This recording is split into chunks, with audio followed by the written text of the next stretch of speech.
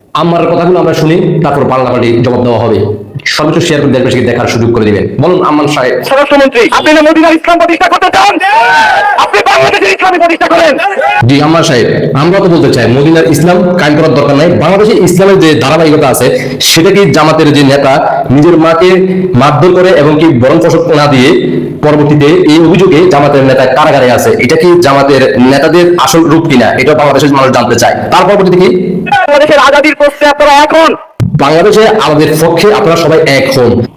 বলৎকার করতে না দেওয়াতে জামাতের নেতা সেই ছাত্রকে মেরে ফেলার চেষ্টা করে, হত্যা করার চেষ্টা করে, সেটা আপনারা নিউজ চ্যানেলে অলরেডি দেখে ফেলছেন। তাহলে এটা কি আজাদের অপর নাম কি বলৎকার করা মসজিদ মাদ্রাসায়, সেটাও বাংলা মানুষ জানতে চায়। তার পরবর্তীতে কি যদি ইনসাফ কায়েম করেন হাদি প্রশ্নে, তাহলে আপনাদের সংসদে যে হাসিগুলো দেখি আমরা, এই হাসিটা বেশি দিন টিকবে না।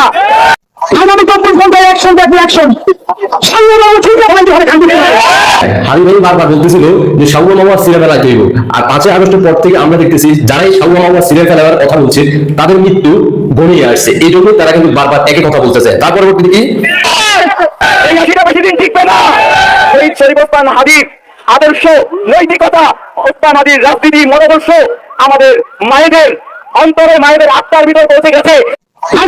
আচ্ছা, আমাদের হাদি ভাইয়ের আদর্শ এবং কি হাদি ভাইয়ের যে ভাষা, সেটা নাকি আমাদের আম্মার সাহেবের মা এবং কি বোনেদের বুকে, মানে তার আপন মা এবং তার বোনের বুকে নাকি হৃদয়ের স্তম্ভে পৌঁছে গেছে। তো হাদি ভাই আপনার ভাষাটা তো বললেন তো আমার মাকে 24 ঘন্টায় অ্যাকশন দেখবে, অ্যাকশন। তারা চায় তাদের সন্তানরা শহীদ শরীফ ওসমান হাদি হোক। তো আমার মা চাইতেছে রাজাকার নাকি আমার শহীদ হয়েছে, গুলি করে মারছে, এটা নাকি শহীদ।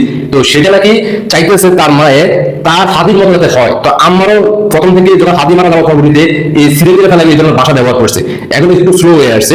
এখন তার প্রজন্ম, মানে সে যখন বিয়ে করবে এবং জামাতের 5 আগস্ট পর থেকে যারা বিয়ে শাদী করতেছে টাকা পাওয়ার পরবর্তীতে, তাদের সন্তানও যেন হাদির মতো ভাষা ব্যবহার করে।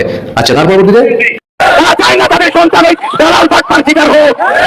দালাল মন্ত্রী হওয়ার চেয়ে, আরেকটা দেশের পাশে গোলামি করে মন্ত্রী হওয়ার চেয়ে শহীদ শরীফ ওসমান হাদি হয়ে ওই কবরে শুয়ে থাকা আরো শতগুণে ভালো।